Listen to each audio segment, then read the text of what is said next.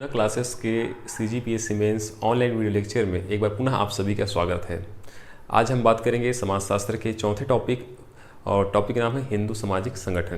तो हिंदू सामाजिक संगठन में हम क्या क्या देखेंगे, तो इसमें हम बात करेंगे हम धर्म क्या है, आश्रम क्या है, वर्ण क्या है और पुरुषार्थ क्या है। तो ये चार चीज़ों को हम जो है हिंदू सामाजिक संगठन में पढ़ेंगे।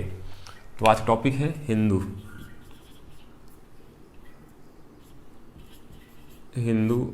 सामाजिक संगठन,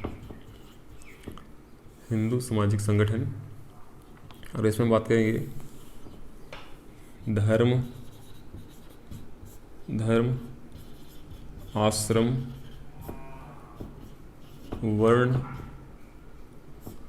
और चौथा रहेगा पुरुषार्थ। ठीक, पुरुषार्थ। हिंदू सामाजिक संगठन विभिन्न विचारों, सिद्धांतों और दर्शन पर आधारित व्यवस्था है। हिंदू सामाजिक संगठन पूरे भारतीय सामाजिक व्यवस्था को प्रत्यक्ष एवं अप्रत्यक्ष रूप से प्रभावित करता है। हिंदू सामाजिक संगठन की यह भी विशेषता है कि इसकी प्राचीन जो परंपरा रही है से लेकर वर्तमान अवस्था तक इसके विभिन्न सांस्कृतिक लक्षणों में इसके तत्व देखने को मिलते हैं। ठीक है, तो इसमें हम बात करेंगे धर्म, आश्रम, वर्ण और पुरुषार्थ। तो हमारा मुख्य जो टॉपिक है वो रहेगा धर्म, आश्रम, वर्ण और पुरुषार्थ, जो किसके हैं, हिंदू सामाजिक संगठन के ही हिस्सा है। तो आज हम शुरुआत करें सबसे पहले धर्म। ठीक है, तो पहला हम बात करें इसमें धर्म। तो इसमें क्या क्या देखेंगे, इसका अर्थ क्या है, अर्थ, परिभाषा देखेंगे, इसके विशेषताएं अथवा लक्षण। तो चौथा हम बात करेंगे धर्म की उत्पत्ति से जुड़े सिद्धांत, इसके महत्व क्या है, और फिर बात करेंगे आखिरी में इसके दोष क्या हैं, कमियां क्या है। तो सबसे पहले बात करते हैं धर्म। तो धर्म सबसे प्राचीन सामाजिक संस्थाओं में से एक है। धर्म तत्कालीन जो मानव समाज था, मतलब शुरुआती जो आदिम समाज था, उस समाज में जो सामाजिक घटनाएं होते थे और उन घटनाओं के उत्तर प्राप्त करने में तत्कालीन समाज असफल रहा, इसी के पृष्ठभूमि में धर्म की उत्पत्ति होती है। यानी कि जिन चीज़ों को वास्तविक रूप से देख नहीं पाए, उसके वास्तविकता दर्शन नहीं कर पाए और उससे जुड़े आस्थाएं वहाँ पर उत्पन्न हुई, और इसी कालक्रम में क्या होता है, धर्म की उत्पत्ति होता है। उससे जुड़े जो नियमों को वहाँ पर अनुपालन, नए नियमों का अनुपालन वहाँ पर प्रारंभ हुआ जो है। ठीक, तो इसको हम एक सीक्वेंस पढ़ते हैं, अर्थ क्या है, परिभाषा क्या है, विशेषताएं क्या है। तो सबसे पहले देख सकते हैं अर्थ क्या है। तो धर्म जो है संस्कृत भाषा के ध्री शब्द से बना है, ध्री शब्द से, जिसका अर्थ होता है धारण करना।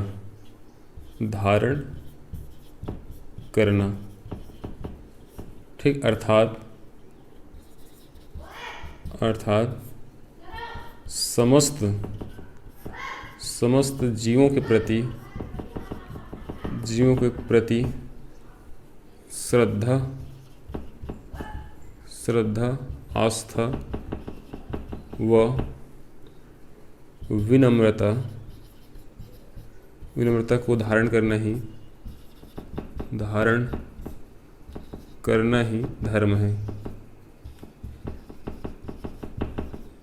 धर्म है। ठीक, तो क्या बात की, संस्कृत भाषा के ध्री शब्द से बना है, जिसका अर्थ होता है धारण करना। अर्थात समस्त जो संसार है, विश्व है, कि समस्त जीवों के प्रति श्रद्धा, आस्था और विनम्रता की भावना को धारण करना ही क्या है, धर्म है। ठीक, तो ये हमने अर्थ देखे। अब आते हैं इसकी परिभाषा देखते हैं। ठीक है, तो दूसरा खंड में आप आएंगे हमसे इसकी परिभाषा। ठीक, इसको मिटा देते हैं। ठीक, तो पहला में देखें इसके अर्थ क्या है, अब देखते हैं इसकी परिभाषा। ठीक, तो ये पहला खंड था इसके अर्थ का। ठीक, अब आते हैं परिभाषा में। आइए परिभाषा, तो इसमें मैंने दो लोग का नाम देखेंगे। इसमें जो है एक है प्रोफेसर है, जो पहला परिभाषा में देखेंगे टायलर के अनुसार, प्रोफेसर है टायलर के अनुसार। ठीक है, तो फिर से बता दिया परिभाषा हमेशा इन्वर्टेड कॉमा के अंदर लिखा जाता है। तो ये मानते हैं, प्रोफेसर टायलर मानते हैं कि धर्म जो है आध्यात्मिक शक्ति पर विश्वास है। ठीक है, तो ये क्या टायलर कहते हैं कि धर्म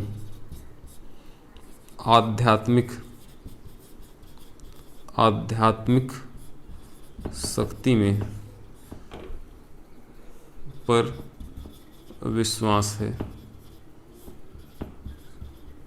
ठीक, तो आध्यात्मिक शक्ति एक ऐसी शक्ति है जिसको व्यक्ति जो है उसको देख नहीं सकता है, ठीक है, उसका वास्तविक स्थिति को प्राप्त नहीं कर सकता है, परंतु उससे जुड़े क्या आस्थाएं वहाँ पर उत्पन्न हो जाती है, श्रद्धा उत्पन्न हो जाती है और उनका आचरण करना व्यक्ति प्रारंभ कर देता है। तो ये कौन मानते हैं? प्रोफेसर टॉलर मानते हैं। ठीक, दूसरा परिभाषा देखें, इसमें है प्रोफेसर है हॉबल के अनुसार। ठीक है, प्रोफेसर दूसरा है हॉबल के अनुसार। हॉबल के अनुसार तो ये मानते हैं कि धर्म जो है अलौकिक, धर्म अलौकिक, अलौकिक शक्ति में विश्वास करना है। ठीक, तो अलौकिक, तो पहला ने इन्होंने कहा आध्यात्मिक शक्ति, इन्होंने कह दिया अलौकिक शक्ति। तो ध्यान रखना यहाँ पर जो है टालर मानते हैं आध्यात्मिक शक्ति, हाबल कहते हैं कि धर्म अलौकिक शक्ति में विश्वास है। ऐसी शक्ति है जिनको व्यक्ति अपनी आंखों से देख नहीं सकता है, साक्षात्कार नहीं कर सकता है, उसके वास्तविक आकार क्या है, रूप क्या है, रंग क्या है, उसको प्राप्त नहीं कर सकता है। उन चीज़ों पर विश्वास करना क्या है, धर्म क्या है। ठीक है, तो हमने पहला देखें इसका अर्थ क्या है, तो संस्कृत भाषा के धृ शब्द से बना है जिसका मतलब होता है धारण करना, अर्थात समस्त जीवों के प्रति विनम्रता है, श्रद्धा है, आस्था है। ठीक है, तो उसको धारण करना क्या है, धर्म जो है। ठीक, उसका हम देखिए दूसरा देखें हमने परिभाषा में से टायलर और हाबल का। तो टायलर हैं ये मानते हैं कि धर्म आध्यात्मिक शक्ति पर विश्वास है, तो वहीं हाबल कहते हैं कि धर्म अलौकिक शक्ति पर विश्वास का नाम है। तो दोनों में केवल शब्दों का अंतर है। ठीक, तो इनको ध्यान रखना, दो परिभाषा मैंने यहाँ पर बताया। अब हमने अर्थ देख लिया, परिभाषा देख लिया। तीसरे कड़ी में हम बात करेंगे इसकी विशेषताएं क्या है। विशेषताएं,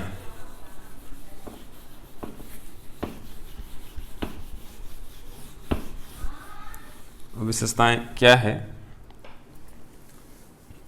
विशेषताएं। ठीक है, तो धर्म क्या है, तो अलौकिक शक्ति पर, अलौकिक शक्ति पर विश्वास। ठीक, जैसे भी मैंने बात किया। ठीक, तो धर्म की पहली जो विशेषता है वो ये है कि धर्म अलौकिक शक्ति पर जो है विश्वास करता है, ऐसी शक्ति पर विश्वास करता है जिसको व्यक्ति जो है क्या उसको देख नहीं सकता है, उसको कह सकते हैं उसके रूप क्या है, रंग क्या है, उसको देख नहीं सकता है, परंतु उस पर इस प्रति क्या है, आस्था है, श्रद्धा है, उसके लोग अनुपालन करते हैं। ठीक, तो पहला है अलौकिक शक्ति पर विश्वास करना। दूसरा है पवित्रता की भावना, पवित्रता की भावना, यानी कि उस धर्म से जुड़े, उस शक्ति से जुड़े क्या करते हैं जो है नैतिक आचरण भी हम उसके अनुसार करते हैं। जो है सही स्वच्छ वस्त्र पहनना है, ठीक, उससे जुड़े पूजा पाठ करना है। तो क्या है, पवित्रता को कहने का मतलब है हम जो है ऐसे आचरण करेंगे जिससे नैतिकता हमारा जो है दिखे, हम ऐसे सद्गुणों को अपने आचरण में शामिल करें जिससे कि पवित्रता, उस धर्म के प्रति, उसकी आस्था के प्रति हम क्या करें, पवित्र आचरण हम वहाँ पर करें। ऐसे कोई भी दुराचार, ऐसे भी गलत काम ना करें जिससे कि उससे धर्म से जुड़े जो नियम हैं उनमें क्या हो, उल्लंघन होता हो। ठीक, तीसरा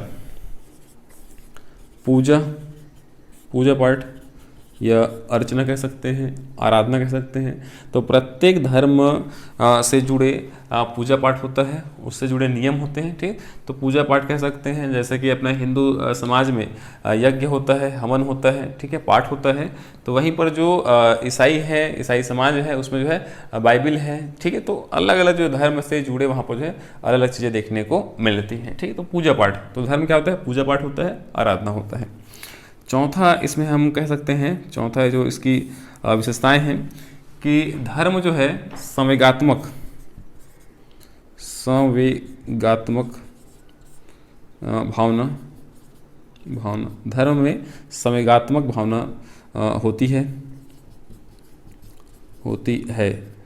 अर्थात धर्म का अनुपालन करते हैं। जैसा कोई धर्म के जो नियम है, आचार विचार है उसके जो है, तो उसका हम अनुपालन करते हैं। ठीक है, तो क्या है वो संवेगात्मक, मतलब भावनात्मक है ये। तो उन भावों का हम अनुपालन करते हैं, तत्व के नहीं, तत्व कैसा है उस पर हम बात नहीं करते हैं।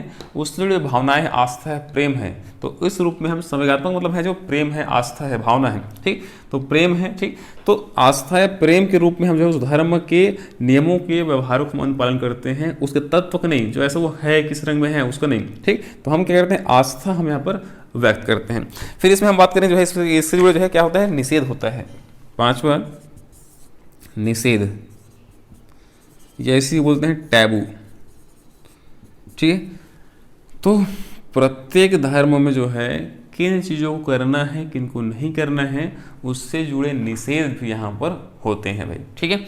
यानी कि जैसे आप अगर अपने दंतेश्वरी जो मंदिर है, यानी दंतेवाड़ा जिला में दंतेश्वरी मंदिर है, तो उस मंदिर में आप यदि आप दर्शन के लिए जाते हैं तो जो पुरुष हैं, यानी लड़के हैं जो पुरुष हैं या अन्य जो पुरुष वर्ग में आते हैं, ठीक, तो उनको क्या करना पड़ता है, तो उनको पीला या जो सफ़ेद का जो धोती होता है उसको पहले पहनेंगे और उसके बाद आप मंदिर में प्रवेश करते हैं, तो केवल पुरुषों के लिए ना, ध्यान रखिए। तो ये निषेध मतलब क्या है, तो उन्होंने अपने जो है धर्म से जुड़े क्या बनाए हैं, नियम बनाए हैं। तो हर धर्म में जो है किन चीज़ों को करना है, किन को नहीं करना है, उससे जुड़े नियम भी वहाँ पर होते हैं। उनका करने से, ठीक है, यदि वो सकारात्मक हैं, धर्म को आगे बढ़ाने वाले हैं, तो उनको अनुमति दिया जाएगा। लेकिन ऐसे व्यवहार हैं जिनसे क्या है, उनके नियमों का या धर्म संबंधी नियमों का उल्लंघन होता है, तो उनको प्रतिबंधित किया जाता है, ठीक। तो ये हो गया। उसके बाद हम बात करते हैं इसमें जो है एक है कि धार्मिक सामग्री, छठा कह सकते हैं धार्मिक, ठीक है, धार्मिक सामग्री, ठीक है। तो प्रत्येक धर्म से जुड़े धार्मिक सामग्री होता है कि उस धर्म के जो पूजा पाठ होगा उसमें किन चीज़ों को उसमें जो है प्रयोग किया जाएगा, उससे जुड़े अलग धार्मिक सामग्री वहाँ पर उपलब्ध होते हैं, ठीक है। तो ये सारे क्या रहेंगे, धर्म की विशेषताएं रहेंगी, ठीक। इसके अलावा भी हम इसमें शामिल कर सकते हैं, एक आखिरी इसमें डाल सकते हैं, वो है कि प्रतीक भी होता है, ठीक है। सातवां है प्रतीक, ठीक। प्रतीक का मतलब होता है भाई कि हर, देखिए जैसे ये अपना हम ऐसा क्रॉस बनाते हैं हम जो है, ठीक है। तो एक है भाई कि अपना हमने ये स्वास्तिक ऐसा बना दी हमने जो है, ठीक, ये स्वास्तिक हो गया। इसी प्रकार से जो अपना चर्च होता है, जो अपना बाइबल है, तो उसका अपना एक अलग बनता है जो है, चर्च का अपना अलग ही रहता है, ठीक। तो प्रतीक हर धर्म के अपने अपने एक प्रतीक है जो है, ठीक, ये भी होता है। और हम इसमें आगे जाएँ तो आठवां बता सकते हैं, धार्मिक संस्करण पाया जाता है। प्रत्येक धर्म में धार्मिक संस्करण, धार्मिक संस्करण का मतलब होता है कि हर धर्म के संचालन करने वाले कौन रहेंगे, जैसे पादरी हैं, ठीक है, पुजारी हैं, पंडे हैं, ठीक। तो हर धर्म से संबंधित जो है उनके संचालन करने के लिए, धर्म से जुड़े नियमों के अनुपालन कराने के लिए जो है अलग अलग व्यक्ति जो है यहाँ पर बैठे रहते हैं। मुख्य पुजारी हैं, पुजारी रहेंगे, अन्य पंडे रहेंगे, ठीक है, वहीं दूसरे में जाएंगे पादरी रहेंगे, ठीक है। तो ये क्या है, उस धर्म से जुड़े क्या है, उनके नियमों के संचालन करने के लिए जो है संस्करण, अलग अलग स्तर पर जो पद प्राप्त व्यक्ति होते हैं जो उसके नियमों का अनुपालन कराते हैं, तो उनको क्या बोलेंगे, धार्मिक संस्करण कहेंगे, ठीक। तो ये सारे क्या है, धर्म की विशेषताएं हैं, ठीक। तो इनको आपको लिखना होगा, ध्यान रखना, सवाल इसमें बन सकता है, ठीक, 4 नंबर के लिए, 8 नंबर पे पूछा जा सकता है, ठीक। तो अब हमने देख लिए अर्थ, देख लिए परिभाषा, देख लिए, ये देखे हमने विशेषताएं। अब आते हैं जो सबसे मोस्ट इंपॉर्टेंट टॉपिक है, वो है धर्म की उत्पत्ति से जुड़े सिद्धांत कौन कौन से हैं, ठीक है। तो अब आते हैं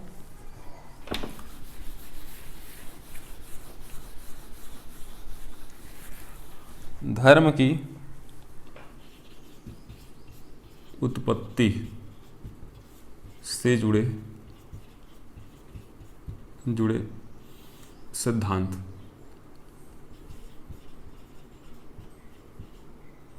धर्म की उत्पत्ति से जुड़े सिद्धांत, तो देखिए ऐसा देखिए, आगे हमने दो लोगों की परिभाषा देखिए, एक था टायलर के अनुसार और दूसरे में देखे थे हावर के अनुसार।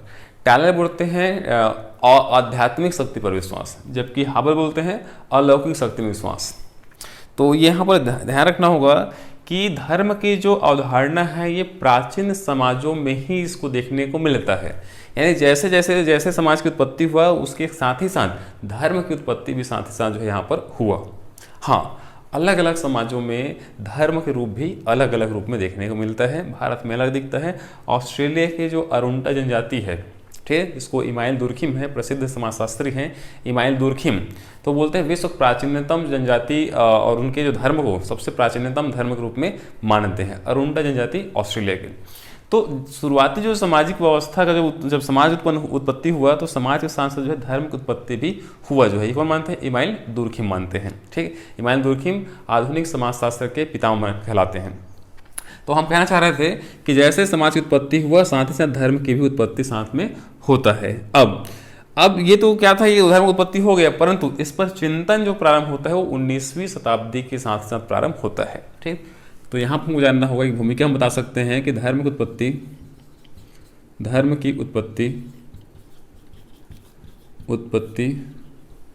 समाज, धर्म की उत्पत्ति समाज के उत्पत्ति के साथ ही हुआ। ठीक है, पहला समाज की उत्पत्ति के साथ ही धर्म की उत्पत्ति हुआ। ठीक, पहला हो गया। ठीक, अब आते हैं परंतु इस पर अध्ययन 19वीं शताब्दी के दौर में प्रारंभ हुआ। ठीक, यानी कि जो साक्षर जो समाज है, शिक्षित समाज है, इस दौर में जो है धर्म की उत्पत्ति से जो क्या क्या चीज़ें हो सकते हैं, क्या क्या कारण हो सकते हैं, कैसे इसकी उत्पत्ति हुआ, इनसे जुड़े जो क्या सिद्धांत कब बनना चालू हुआ? 19वीं शताब्दी के दौर में प्रारंभ होता है। इन्हीं में हम कुछ प्रमुख सिद्धांतों को देखेंगे। जैसे कौन सा सिद्धांत आया, तो इस ग्राफ को थोड़ा समझिएगा। ठीक है, तो पहला जो सिद्धांत इसमें आता है वो है आत्मवाद। दूसरा आता है जीवात्मवाद। ठीक है, तीसरा इसमें हम शामिल कर सकते हैं प्रकृतिवाद। ठीक है, धर्म का तो पहला हो गया आत्मवाद, दूसरा जीवात्मवाद, तीसरा प्रकृतिवाद, चौथा है धर्म का समाजवादी सिद्धांत।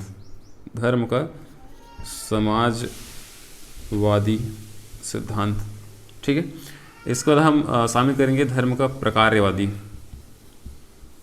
प्रकार्यवादी सिद्धांत। ठीक है, तो पहला आत्मवाद, दूसरा है जीवात्मवाद, तीसरा प्रकृतिवाद, चौथा है धर्म का समाजवादी सिद्धांत या सामाजिक सिद्धांत। समाजवादी नहीं है, सामाजिक सिद्धांत, धर्म का सामाजिक सिद्धांत। उसका प्रकार धर्म का प्रकारवादी सिद्धांत। फिर हम बात करेंगे यहाँ पर जो है इसमें जो है भय का सिद्धांत, और फिर हम लास्ट में देखेंगे वो है संक्रमण का सिद्धांत।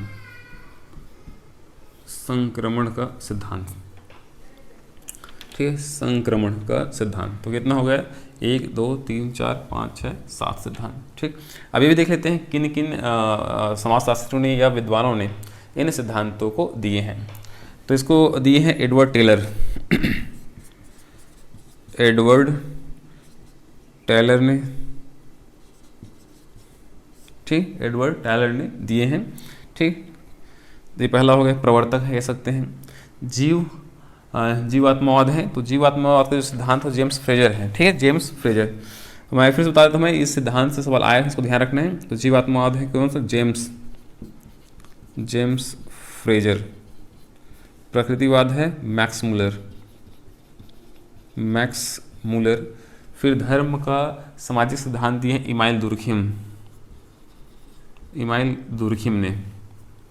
फिर धर्म का प्रकारवादी सिद्धांत दिए हैं मेलिनोवस्की।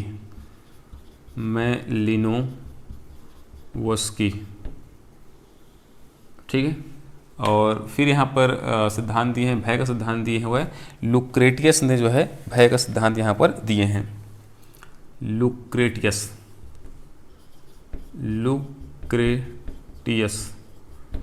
ठीक है, और फाइनली यहाँ पर फ्रेजर ने संक्रमण का सिद्धांत दिए हैं। तो देखिए कितना हुआ? 7 सिद्धांत है। पहले सिद्धांतों के नाम को ही आपको ध्यान रखना है। ये 2 नंबर या 4 नंबर पूछ सकता है। धर्म की उत्पत्ति से जुड़े किन्हीं 4 सिद्धांतों को बताइए। कितने नंबर में? 2 नंबर में। तो आपको सिद्धांत का नाम और सिद्धांत देने वाले व्यक्ति का या समाजशास्त्री का या विद्वान का नाम आपको लिखना होगा। ठीक, तो ये 40 नंबर में भी आ चुका है। ठीक है, ये आपके 10 नंबर में सवाल यहाँ पर पूछा जा सकता है। ठीक, तो 7 सिद्धांत है: आत्मावाद, जीवात्मावाद, प्रकृतिवाद और धर्म का सामाजिक सिद्धांत किसका है, इमानुएल दुर्खिम का। धर्म का प्रकारवादी सिद्धांत मैलिनोवस्की का और रेडक्लिफ ब्राउन, दो नाम आते हैं इसमें, विद्वान इसके हैं, मैलिनोवस्की और रेडक्लिफ ब्राउन। फिर है भय का सिद्धांत किसका है, लुक्रेटियस का है। और संक्रमण का सिद्धांत किसने दिए हैं, फ्रेजर ने। ठीक, तो ये हैं 7 सिद्धांत हैं, प्रत्येक को हम यहाँ पर चर्चा करते हैं। ठीक है, तो ये आपको समझ में आ गया। अब स्क्रीनशॉट भी इसको ले लीजिएगा, इसको प्रॉपरली देखिए। मैं पहले बार बोल चुका हूँ, मैं यूट्यूब वीडियो का जिस माध्यम से आप तक वीडियो पहुँच रहा है, इसकी खासियत ये है कि भाई ये सीमित अवधि के लिए आपको जो है उपलब्ध रहेगा। आप देखिए, आप उसे याद रहा, लेकिन आपको इसको जो है नोट्स आप बना लेते हैं, नोट्स आप प्रोल लेते हैं, तो आपको पास एक आधार रहता है कि बाद में आप उसका अध्ययन कर सकते हैं। संबंधित कोई प्रश्न आता है या आप आंसर लेखन करना चाहते हैं, तो आपके पास क्या होना चाहिए, कंटेंट होना चाहिए। तो ये कंटेंट में काम करेंगे तो केवल देखिए मत, अपने साथ एक A4 साइज़ का पेज रखिए और चीज़ों को आप उसमें लिखते जाइए, या फिर स्क्रीनशॉट ले लीजिएगा और उसमें आप जो है लेखन करते रहिए। ठीक है, तो अब आते हैं, वापस आते हैं टॉपिक पे। तो अब हम देखेंगे इन सिद्धांतों के बारे में, देखते हैं एक एक को समझते हैं, क्या क्या इन लोगों ने कहा और क्या क्या सिद्धांत मान्यता है। ठीक है, तो मैं बाकी चीज़ को मिटा रहा हूँ।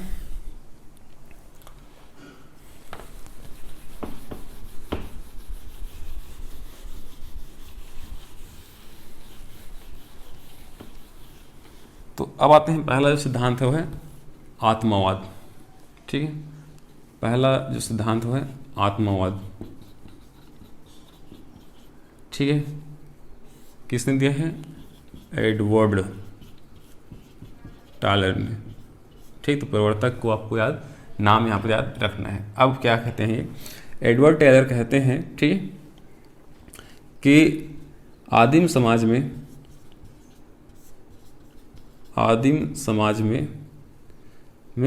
कई प्रकार के सामाजिक घटनाएं हो रहे थे। ठीक है, आदिम समाज में कई प्रकार के सामाजिक घटनाएं हो रहे थे, परंतु 2 घटना ऐसे थे जो उस तत्कालीन समाज को काफ़ी बड़े स्तर पर प्रभावित किया। ठीक, तो कौन से घटनाएं थे, तो तत्कालीन जो आदिम समाज था वहाँ पर 2 घटनाएं हुए, 2 घटनाएं हुई।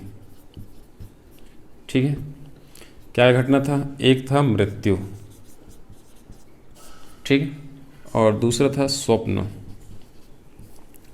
ठीक है, तो ये 2 जो घटनाएं उस तत्कालीन आदिम समाज में हुआ, इस घटना के पीछे यानी मृत्यु क्यों हो रहा है और स्वप्न, जो हमको जो स्वप्न रात में आता है, तो ये क्यों आता है, तो ये दोनों ही एक 2 ऐसी घटनाएं थे जिसको तत्कालीन जो मानव समाज था, आदिम समाज था, इन प्रश्नों को उत्तर नहीं दे पाया। ठीक है,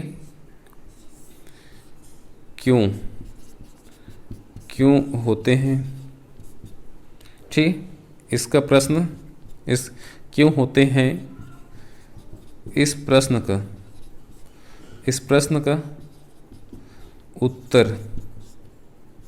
उत्तर नहीं दे पाए, कोई उत्तर नहीं था।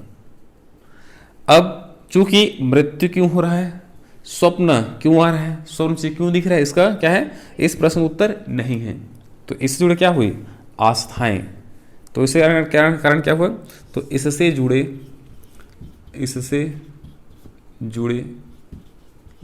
आस्थाएं,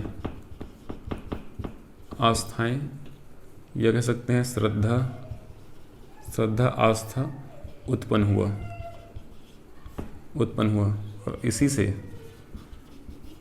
से धर्म की उत्पत्ति हुई। तो पहला सिद्धांत है किसका है, एडवर्ड टालर का है, क्या बोलते हैं, आत्मवाद। ठीक है, तो यहाँ पर मैं बताना चाह रहा था आपको, जो शुरुआती जो आदिम समाज था, वो समाज में बहुत सारे सामाजिक घटनाएं हो रहे थे। ठीक, जैसे वर्तमान अंतःक्रिया होता है, परंतु उस तत्कालीन समाज के लिए 2 ऐसी घटनाएं थे जो उनको सबसे ज़्यादा उनको कौतूहल का विषय बना, और उसमें लगातार वो उस प्रश्न उत्तर जानना चाहते थे, परंतु तत्कालीन समाज को उस प्रश्न उत्तर नहीं मिल पाया। अब नहीं मिल पाया तो क्या हुआ, उससे जुड़े आस्थाएं भी उत्पन्न हो गई। यानी कि ऐसा समझ, इसको जो है देखो, आत्मवाद है, तो मृत्यु हो रहा है, तो मृत्यु बाद क्या हुआ, वही जो जिस व्यक्ति की मृत्यु हुआ वो स्वप्न में आ रहा है, यानी उसको क्या लग रहा है, वो व्यक्ति है, उसकी उपस्थिति है, ऐसा क्या मान रहे हैं, तत्कालीन समाज उसको मान रहा है। तो उससे क्या हुआ, आस्था श्रद्धा उत्पन्न हुआ, और इसी आस्था श्रद्धा लगातार इसका क्रम जारी रहा, और यही जो है धर्म, इसी से जो है धर्म की उत्पत्ति यहाँ पर होती है। तो पहला सिद्धांत था किसका, आत्मवाद, एडवर्ड टालर का। अब आते हैं दूसरा सिद्धांत। दूसरा सिद्धांत है जीवात्मवाद। दूसरा सिद्धांत है जीवात्मा,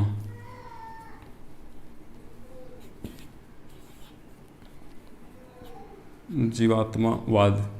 ठीक है, किनका ये सिद्धांत है अभी आपको बताएंगे। तो ये सिद्धांत है आपका जेम्स फ्रेजर। तो जेम्स फ्रेजर ने जीवात्मावाद का सिद्धांत दिए। तो जेम्स उत्पत्ति से जुड़ा दूसरा सिद्धांत है जीवात्मावाद। किसने दिया है? जेम्स फ्रेजर ने।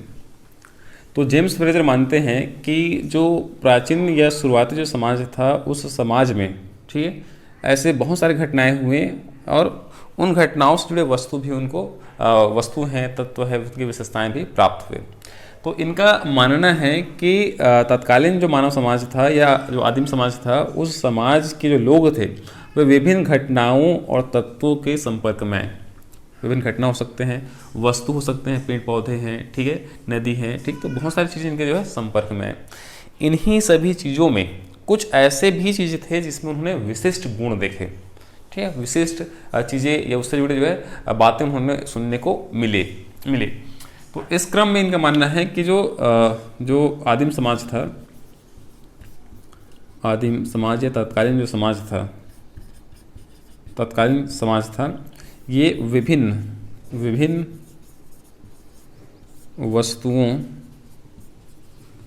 वस्तुओं के संपर्क में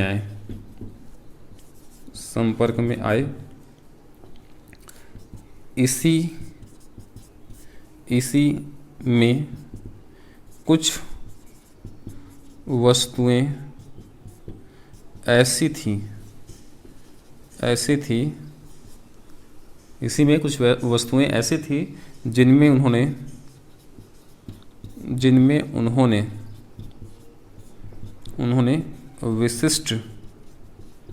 विशिष्ट गुण या लक्षण देखे। ठीक है, विशिष्ट गुण या लक्षण देखे। और इन्हीं विशिष्ट गुणों में उन्होंने पाया कि ये उनके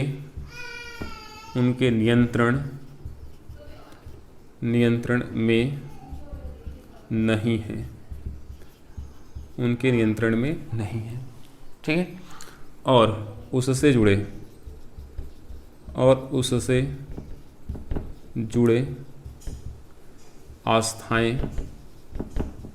आस्थाएं या पूजा अर्चना प्रारंभ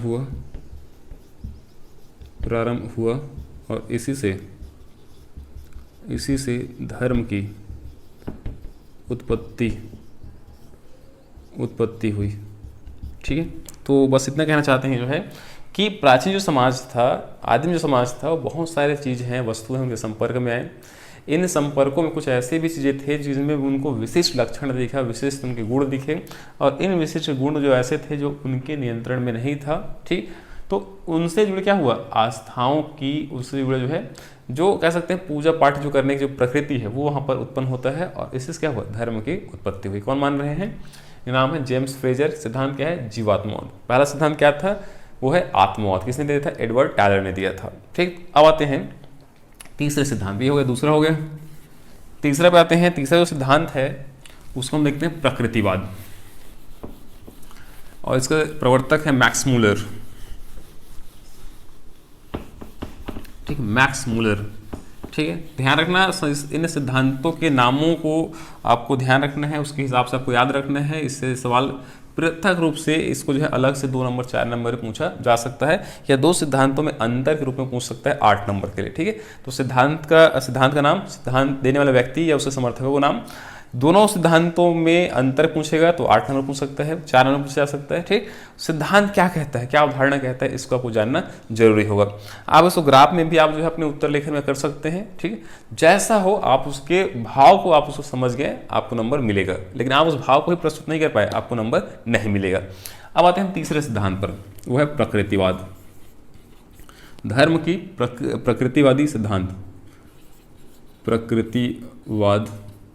वादी सिद्धांत। तो ये किसने दिया है? मैक्स मूलर ने। ये जर्मन विद्वान है मैक्स मूलर। ठीक, काफ़ी फेमस नाम है, आपने कई जगहों पर इनके नाम आपने पढ़ा होगा। तो जर्मन विद्वान है मैक्स मूलर। तो मैक्स मूलर का मानना है, यानी कि सिद्धांत में मैक्स मूलर का मानना है कि हिंदू सामाजिक संगठन, यानी हिंदू समाज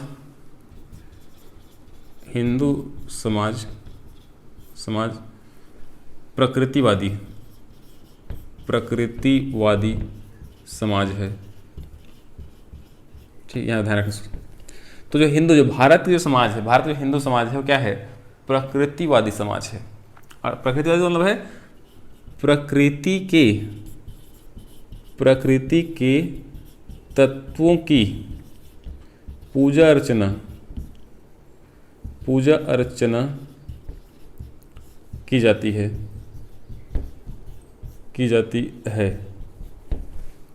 ठीक है, यानी हम देखे हैं, आपको जो है पीपल का वृक्ष है, बरगद का वृक्ष है, ठीक है, तुलसी का आपने पेड़ देखे होंगे, ठीक, इसका पूजा करते हैं। तो क्या है? तो हिंदू समाज जो है विभिन्न प्रकार के प्रकृति के चीज़ों का जो क्या करता है? पूजा अर्चना करता है, पाठ करता है। ठीक है, तो देखिए समझिएगा ना, सिद्धांत समझिएगा। तो फिर से मैं बोल रहा हूँ कि मैक्स में क्या है? जर्मन विद्वान है, ये भारत के हिंदू जो सामाजिक व्यवस्था है उससे प्रभावित है, और उनका मानना है कि हिंदू समाज जो क्या है वो प्रकृतिवादी समाज है, अर्थात प्रकृति के तत्वों की पूजा अर्चना की जाती है। और जब प्रकृति की पूजा अर्चना की जाती है, इसी से ही क्या हो रहा है? धर्म की उत्पत्ति भी हो रहा है। तो इसलिए क्या हुआ है? इसलिए मत बने, तो पूजा अर्चना की जाती है, तो इसलिए क्या बन रहा है? मत बन रहा है, आस्थाएं उत्पन्न हो रही हैं। तो मत है, आस्था है। ठीक है, तो इन मत है, आस्थाएं हैं। ठीक है, ठीक है, और इसमें कह सकते हैं इससे जुड़े पूजा तो निष्ठा कह सकते हैं। ठीक, तो ये सारी चीज़ें क्या हैं? तो इन चीज़ों से ही क्या हो रहा है? धर्म की उत्पत्ति हो रहा है। ठीक है, यानी कि देखिए 3 चीज़ें इसमें है। मैक्स मूलर हिंदू समाज को प्रकृति समाज कहते हैं।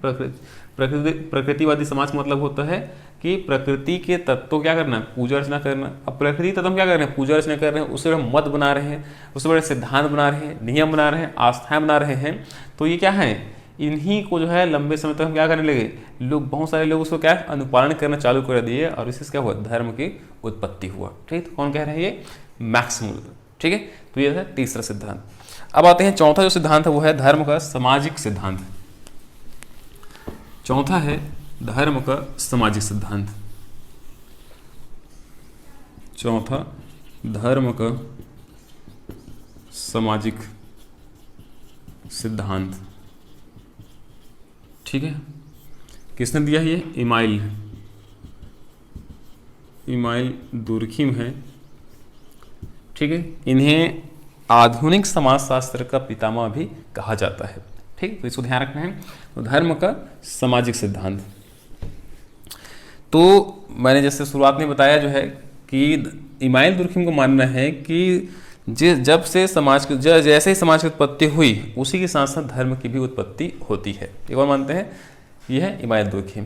तो पहले तो उसको जानो जो है कि इन्होंने एक पुस्तक लिखा है। ठीक, इनका पुस्तक का नाम है, ठीक है, यहाँ पर लिखा हुआ है पुस्तक, तो इनका पुस्तक का नाम है एलिमेंट्री फॉर्म ऑफ द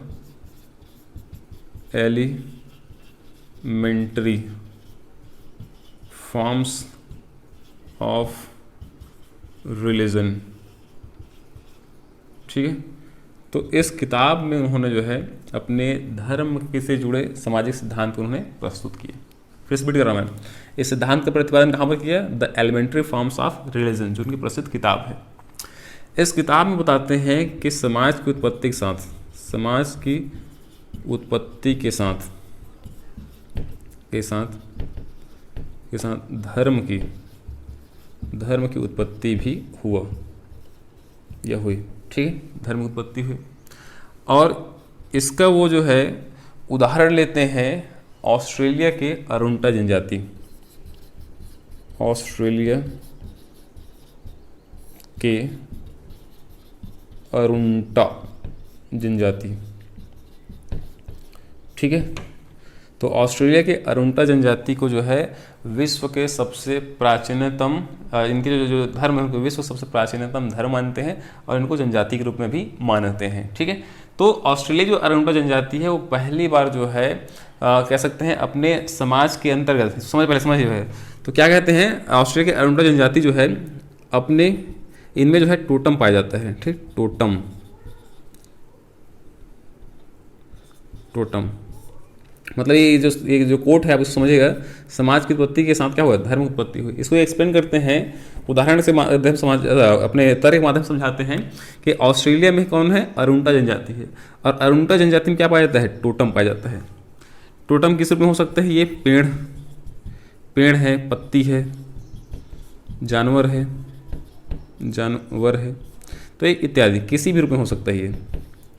तो ये अरुंडा जनजाति क्या की जो है, इन चीज़ों को क्या किए, पूजा अर्चना करना चालू किए, पूजा अर्चना करना प्रारंभ करते हैं। तो पेड़ है, पत्ती है, जानवर है, कोई व्यक्ति के चिन्ह हो सकता है, ठीक, तो कोई भी चीज़ हो सकता है। जो टोटम मतलब होता है कि जिनको वो तमाम चीज़ें जिनके प्रति जो है उस समुदाय के लोग जो है उसे विशेष दृष्टिकोण से देखते हैं, उससे जुड़े विशेष नियमों का अनुपालन करते हैं और इसे विशेष अवसरों पर ही उनको प्रयोग कर सकते हैं, सामान्य दिनों में उसको इस्तेमाल नहीं कर सकते हैं। तो उन चीज़ों हम बोलते हैं टोटम। ठीक है, इसी टोटमवाद भी कहते हैं, जिसको किसने दिया, दुर्खिम ने ये सिद्धांत प्रस्तुत किया है, हम बात करेंगे। ठीक, तो क्या बात करें, फिर स्पीड करते हैं। इमानुएल दुर्खिम ने किताब लिखी है the elementary forms of religion. इसमें सिद्धांत दिए क्या, धर्म सामाजिक सिद्धांत दिए। ठीक, क्या बोलते हैं सिद्धांत, समाज की उत्पत्ति के साथ क्या हुआ, धर्म की उत्पत्ति प्रारंभ हुआ। आगे हम बढ़ते हैं। उन्होंने तर्क के माध्यम से समझाते हैं कि ऑस्ट्रेलिया की अरुंडा जनजाति है, इस जनजाति में टोटम पाया जाता है। टोटम में क्या हो सकते हैं, पेड़ पत्ती हो सकते हैं, जानवर हो सकता है, कोई व्यक्ति हो सकता है। ठीक, तो ये इन चीज़ों क्या कर रहे हैं, पूजा अर्चना कर रहे हैं। तो उत्पत्ति कहाँ हो रहा है जो है, तो ये जो टोटम है इसको कौन उत्पन्न कर रहा है, तत्कालीन जो आदिम समाज था, जो जनजातीय समाज उन्होंने उत्पन्न किया। तो चूंकि इन चीज से जो टोटम की व्यवस्था उसको किसने उसको उत्पत्ति किसने किया, उसको जन्म किसने दिया, समाज ने दिया। इसलिए धर्म की उत्पत्ति भी किससे हुआ, समाज से ही धर्म की उत्पत्ति होती है। ये कौन बोलते हैं, इमानुएल दुर्खिम कहते हैं। फिर से रिपीट कर रहा हूँ, यहाँ पर जो है अरुंडा जनजाति में क्या है, टोटम है। टोटम में क्या होता है, कुछ प्रमुख चीज़ों को जो है या कुछ निश्चित चीज़ों क्या करते हैं, उसके इस्तेमाल की जो है क्या होता है, प्रतिबंध होता है। उसको विशेष अवसरों पर ही उसको हम इस्तेमाल कर सकते हैं। तो ये टोटम का उदाहरण किसने दिया, जो तत्कालीन अरुंडा जनजाति जो समाज उन्होंने दिया। तो ये व्यवस्था जनजाति समाज ने दिया है, तो इससे ही क्या हो रहा है, इसी से ही जो है धर्म की उत्पत्ति भी यहाँ पर हो रहा है जो है। ठीक, तो चूंकि अरुंडा जनजाति ने टोटम दिया, टोटम में क्या करते हैं, पूजा पाठ करते हैं। तो टोटम किसने दिया है, तत्कालीन अरुंडा जनजाति समाज ने। तो धर्म उत्पत्ति किसने हुआ, तो अरुंडा जनजाति समाज द्वारा ही धर्म की उत्पत्ति हुआ। ये कौन मानते हैं, मैक्स मुलर इमानुएल दुर्खिम मानते हैं। ठीक, तो यह चौथा सिद्धांत है धर्म का सामाजिक सिद्धांत। अब आते हैं पांचवा सिद्धांत में, अवस्था में। ठीक है, फिर से रिपीट कर रहा हूँ मैं जो है कि मैलिनोवस्की और रेडक्लिफ ब्राउन कहते हैं कि धर्म व्यक्ति जब तनाव की स्थिति अथवा विक्षिप्तावस्था में होता है तो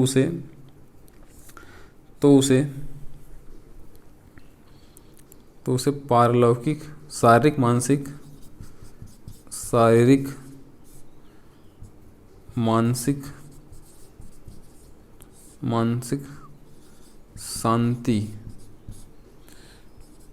शांति प्रदान करना व इसके लिए पारलौकिक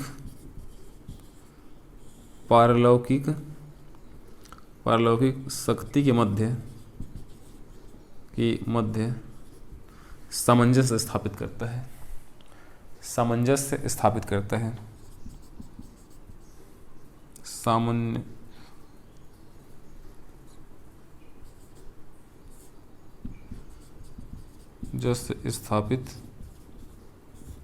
है। ठीक है, यानी इसको समझ जो है कि मैलिनोवस्की और रेडक्लिफ ब्राउन मानते हैं कि धर्म जो है व्यक्ति की तनाव की अवस्था तो उसकी विक्षिप्त अवस्था में शारीरिक मानसिक शांति प्रदान करता है, और उसको पारलौकिक शक्ति के मध्य दोनों जो व्यक्ति तनाव का जो अवस्था है और एक शांति की अवस्था के मध्य क्या है, सामंजस्य स्थापित करने के कार्य भी करता है। ठीक, इसके लिए उदाहरण दिए हैं कि तनाव जो है केवल एक व्यक्ति को नहीं होता है, बल्कि वो अनेक लोगों को जो है तनाव हो सकता है। ठीक, तो तनाव एक से अधिक व्यक्तियों को तनाव होता है, और उस तनाव की प्राप्ति के लिए जिस प्रकार की क्रियाएं करता है, और उन क्रियाओं को उस समाज द्वारा स्वीकृति मिलता है, तो उसी से जो है धर्म की उत्पत्ति होता है। तो आगे हम बढ़ते हैं, इसको आगे बढ़ रहे हैं कि एक जो तनाव है, तनाव एक व्यक्ति तक नहीं होता बल्कि कई व्यक्तियों को होता है। ठीक, अब इस तनाव से क्या करने के लिए, निपटारा करने के लिए, कम करने के लिए क्या करता है, जो क्रियाएं करता है, तनाव है, तनाव को दूर करने के लिए क्या कर रहे हैं, क्रियाएं कर रहे हैं, और उस क्रियाएं क्या कर रहे हैं, सामाजिक स्वीकृति मिल रहा है, तनाव व्यक्ति, एक से अधिक व्यक्ति का तनाव हो सकता है, और उस तनाव से निपटारा करने के लिए, उसको कम करने के लिए क्या कर रहे हैं, जिस प्रकार क्रियाएं करता है और उस क्रियाओं को क्या करता है, समाज द्वारा उसको जो है स्वीकृति मिल जाता है। ठीक, तो क्रियाएं में क्या कर रहा है वो जो है, तो इसमें पूजा पाठ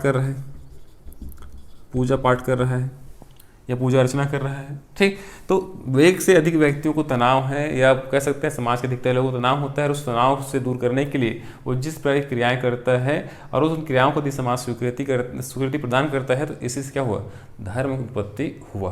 कौन मानते हैं, रेडक्लिफ ब्राउन और मेलिनोवस्की कहते हैं। ठीक, तो समाज में व्यक्ति जो है विचित्रता अवस्था प्राप्त करता है, यानी कि ऐसी अवस्था प्राप्त कर रहा है जहाँ पर क्या हो रहा है, उसको चिंतन है, उसको तनाव है। ठीक, तो और वो क्या करूं क्या ना करूं इस स्थिति में पहुंच चुका है। तो उस स्थिति में जिस प्रकार क्रियाएं करेगा, यानी पूजा पाठ हो सकता है, आराधना हो सकता है, ठीक है, तो इसके क्या कर रहा है, समाज स्वीकृति प्रदान कर रहा है, और समाज स्वीकृति प्रदान करने के बाद, ठीक है, उस पर के अनेक लोग क्या कर रहे हैं, फिर से अब क्रियाओं को जारी रखते हैं, इन्हीं क्रियाओं से क्या हुआ, धर्म की उत्पत्ति हुआ। ये कौन मान रहे हैं, रेडक्लिफ ब्राउन, मेलिनोवस्की। ठीक, ये हो गया चौथा सिद्धांत। अब आते हैं इस कड़ी में जो पांचवा सिद्धांत है यहाँ पर जो है, वो है भय का सिद्धांत।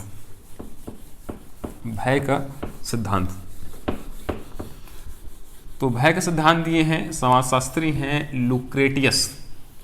ठीक है, तो ध्यान रखना, समाजशास्त्री जरूरी नहीं है कोई एक ही विषय का जानकार हो, वो एक से अधिक विषय में, कई समाजशास्त्री मानव शास्त्री भी हैं, वो दर्शन शास्त्री भी आते हैं। ठीक, तो ध्यान रखना। तो यहाँ पर है नेक्स्ट जो सिद्धांत है वो है भय का सिद्धांत। ठीक है, भय का सिद्धांत लुक्रेटियस महोदय ने यह सिद्धांत प्रतिपादित किया। लुक्रेटियस साहब कहते हैं कि प्रकृति के घटनाओं के प्रति जो है व्यक्ति में क्या था, प्रकृति के घटनाओं के प्रति व्यक्तियों में कौतूहल का विषय बनी। ठीक, और इस विषय यानी इन घटनाओं से जुड़े प्रश्नों का उत्तर न मिलने के कारण उससे जुड़े भय उत्पन्न हुआ और इसी कारण उन घटनाओं के प्रति इससे क्या हुआ, इससे जुड़े भय, उससे जुड़े क्या हुआ, भय उत्पन्न हुआ, और इसी क्रम में धर्म की उत्पत्ति हुआ।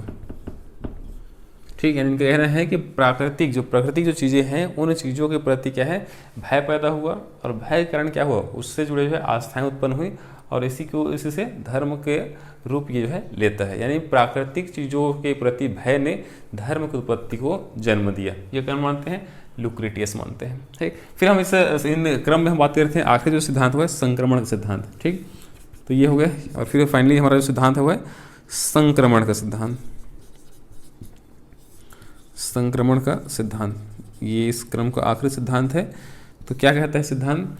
तो इस पहले जान लो किसने इसको दिया है, तो फ्रेजर ने, महोदय हैं फ्रेजर महोदय ने यह सिद्धांत दिए। देखते हैं वो है संक्रमण का सिद्धांत। किसने दिया है? फ्रेजर ने, फ्रेजर महोदय ने सिद्धांत दिया है। इनका मत है कि समाज में विभिन्न सामाजिक घटनाएं होती हैं, परंतु कुछ घटनाएं ऐसी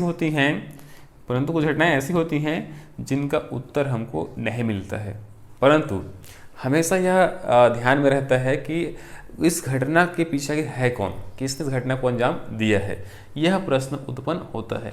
तो उस प्रश्न के उत्तर जानने के लिए व्यक्ति ऐसे क्रियाओं को, ऐसे व्यवहारों को करता है जिससे कि उस प्रश्न उत्तर मिल सके। अर्थात वो ज़्यादा काला जादू टोना है, काला जादू है, उसका इस्तेमाल करता है और उसके जुड़े नियमों का अनुपालन करता है, व्यवहार करना चालू कर देता है और इसी क्रम में धर्म की उत्पत्ति हुई, ये मानते हैं फ्रेजर। ठीक, तो ध्यान रखना ये सिद्धांत आखिरी सिद्धांत था। संक्रमण का सिद्धांत फ्रेजर ने दिए हैं। समाज में बहुत सारी घटनाएं होते हैं, परंतु कुछ घटनाएं ऐसी हैं जिनका उत्तर हमको नहीं मिलता है। उस उत्तर को जानने के लिए व्यक्ति काला जादू का सहारा लेता है और उस काला जादू के अनुपालन करने से ही धर्म उत्पत्ति होता है। ये मानते कौन?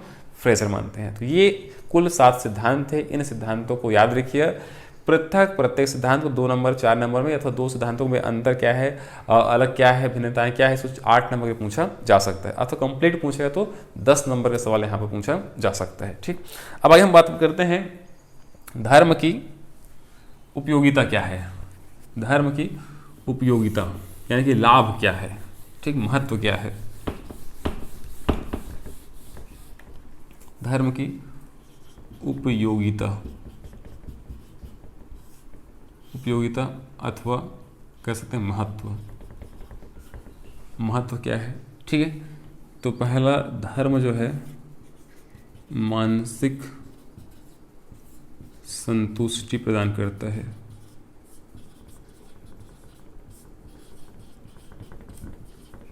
ठीक है, तो धर्म देखिए ऐसा है, धर्म का कहने का मतलब है धर्म ऐसे आचरणों को करने के लिए बल देता है जिससे क्या हो सके, वो व्यक्ति अपने शारीरिक मानसिक विकास को कर सके। तो मानसिक संतुष्टि मतलब है कि अगर दुख की स्थिति में है तब भी उसको जो है अच्छे आगे जो है उसके साथ अच्छा होगा, यह उसको क्या करता है, उसको ये आभास कराता है, इससे उसको मानसिक संतुष्टि प्रदान करने कार्य यहाँ पर करता है। तो पहला है मानसिक संतुष्टि प्रदान करना। दूसरा है सामाजिक नियंत्रण में सहायक।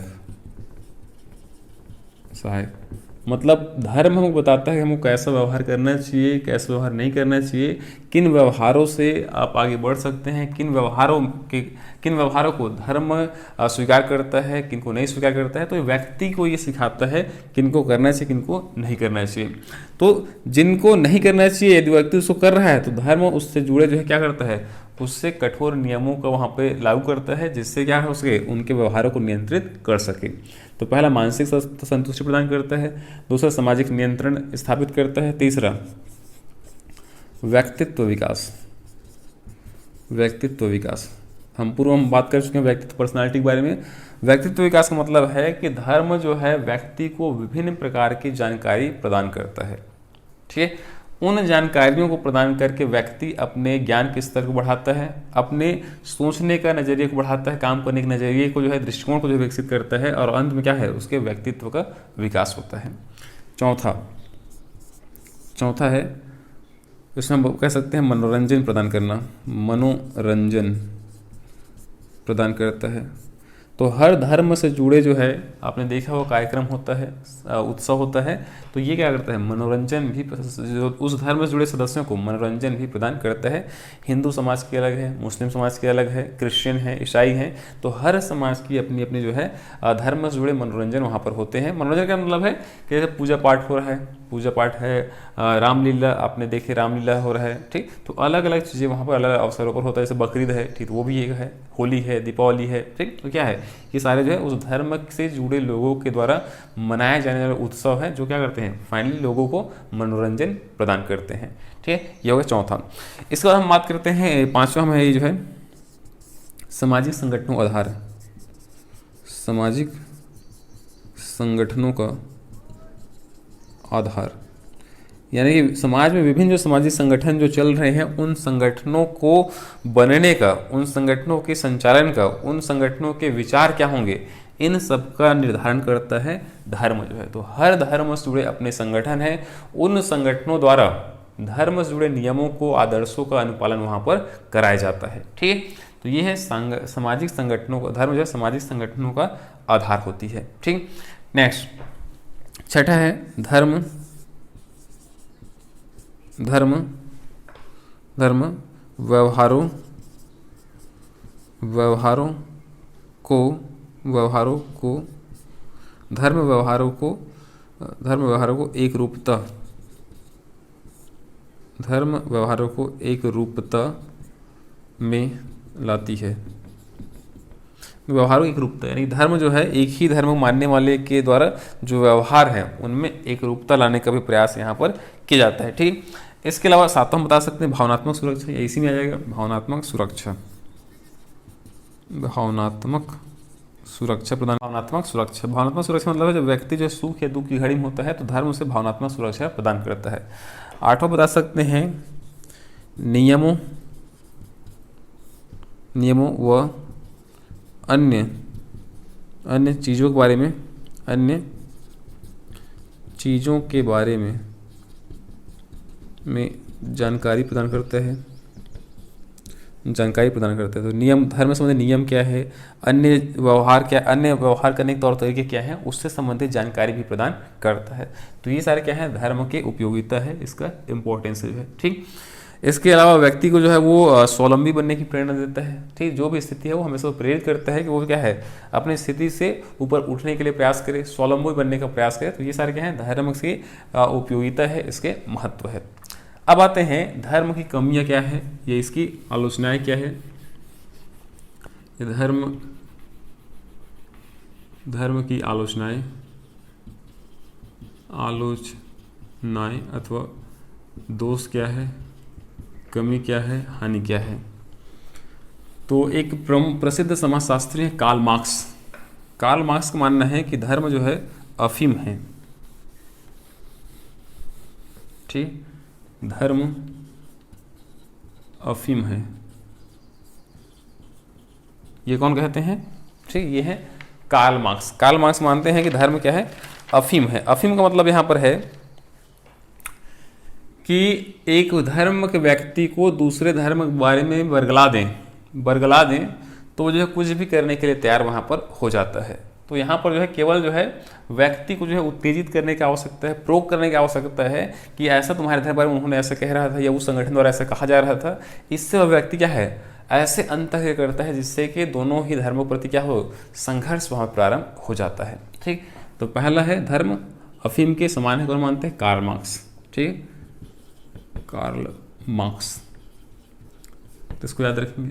दूसरा है आर्थिक विकास में बाधा, आर्थिक विकास में बाधक है। तो धर्म जो है, ठीक है, ध्यान रखना यहाँ पर जो है, तो एक धर्म के जो व्यक्ति हैं, संगठन है, वो अपने ही धर्म से जुड़े व्यक्तियों को जो क्या करते हैं उसको आगे ले जाने के लिए मौका देते हैं। ठीक है, और दूसरे धर्म के जो लोग हैं उनको यह अवसर नहीं मिलता है। अगर वो योग्य हैं तो फिर भी वहाँ पे अवसर नहीं मिलता है। हालांकि वर्तमान में काफ़ी कुछ परिवर्तन यहाँ पर हुआ है कि अलग अलग धर्म के लोग भी अब साथ में काम कर रहे हैं, परंतु अभी भी स्थिति जो है यहाँ पर ऐसे ही बनी हुई है। तो पहला है धर्म अफीम के समान है। दूसरा आर्थिक विकास में बाधक है। राष्ट्रीय एकता में बाधक। ठीक है, तो धर्म जो है, ठीक है, धर्म के तहत जो है एक व्यक्ति दूसरे जो धर्म के जो व्यक्ति है उसको जो है कम आंकता है, और कमतर आंकने के कारण ही जो है वहाँ पर जो है वहाँ पर जो राष्ट्रीय जो एकता है वहाँ पर जो है उसको चुनौती वहाँ पर उत्पन्न हो जाता है। तो यहाँ पर सभी धर्मों को जो है समान दृष्टिकोण देने की आवश्यकता है, परंतु एक धर्म को हम उसको अधिक महत्व दिए, अधिक अवसर दिए, स्वतंत्रता दिए, दूसरे को हम उसकी तुलना में नहीं दे रहे हैं, तो इससे क्या होता है राष्ट्रीय एकता में बाधा उत्पन्न होता है। ठीक है, इसके बाद चौथा बता सकते हैं जो है लोगों में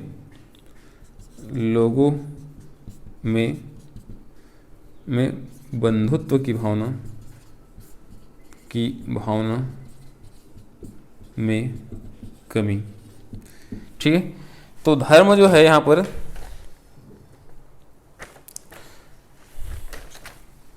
धर्म जो है लोगों में बंधुत्व की भावना को भी जो है कम करने का प्रयास करता है। ठीक, एक धर्म के लोग एक साथ आते हैं, उनके आचार विचार को जो है वो अपने आचार विचार को अनुपालन करते हैं, परंतु दूसरा धर्म के यदि व्यक्ति जो है साथ में आना चाहता है या तो कोई घटना का अंजाम दे दिया, ठीक, देखिए एक जैसे हम अक्सर हम कहते हैं कि भाई कोई घटना आतंकवादी घटना होता है तो इस व्यक्ति ने किया, तो हम क्या करते हैं उस पूरे समुदाय को क्या कर देते हैं, उसका उल्लेख कर देते हैं। तो यहाँ पर जो है लोगों में बंधुत्व की भावना में कमी तब आता है जब हम जो है एक व्यक्ति उसे धर्म के नाम से हम उसको जो टारगेट करते हैं, उसको अलग से हम जो है उसको पॉइंटिंग करते हैं, जो है कि इस वर्ग का व्यक्ति है, इस धर्म का व्यक्ति है, तो यहाँ पर क्या होता है उससे बंधुत्व भावना में भी यहाँ पर कमी आती है। ठीक, तो पहला हम देखें धर्म अफीम के समान है, आर्थिक विकास में बाधक है, ये राष्ट्रीयतम बाधक है, बंधुत्व की भावना को समाप्त करता है। ठीक है, इसके अलावा हम इसमें क्या लिख सकते हैं, तो इसके हम इसमें बता सकते हैं कि इससे सामाजिक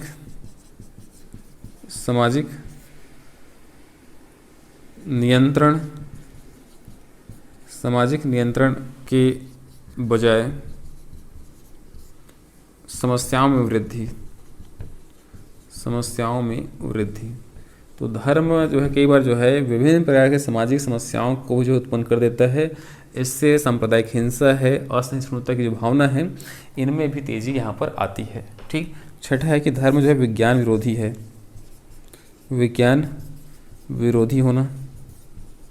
ठीक है, यानी कि जो नवीनता है, नवीन सिद्धांत है, नवीन खोज है, उनको कई बार धर्म जो है शीघ्र स्वीकार नहीं करता, कई बार पूर्णतः स्वीकार नहीं करता है, तो क्या है विज्ञान का विरोध करता है। ठीक है, सातवें इसमें आप बता सकते हैं कि समय के साथ अपरिवर्तनशील होता है, यानी कि धर्म जो है समय के साथ जो है परिवर्तित नहीं होता है। तो ये भी क्या है, धर्म की क्या है समस्या, ये कमी है, ये इसकी आलोचनाएं हैं, ये इसके दोष हैं।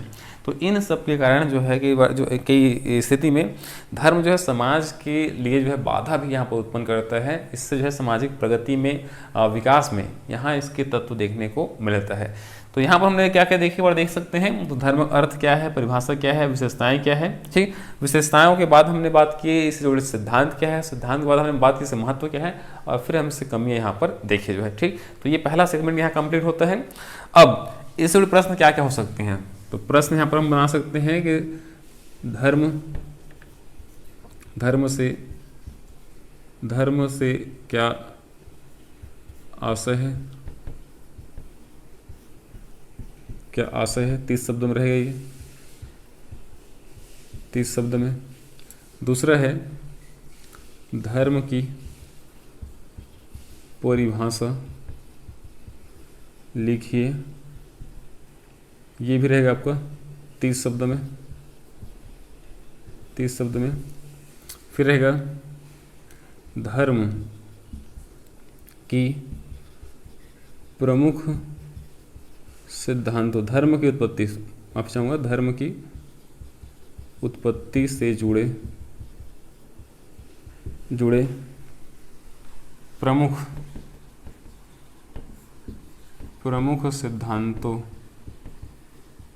सिद्धांतों का वर्णन कीजिए 125 शब्द में। ठीक है, तो ये इन प्रश्नों का आप यहाँ पर लेखन कर सकते हैं।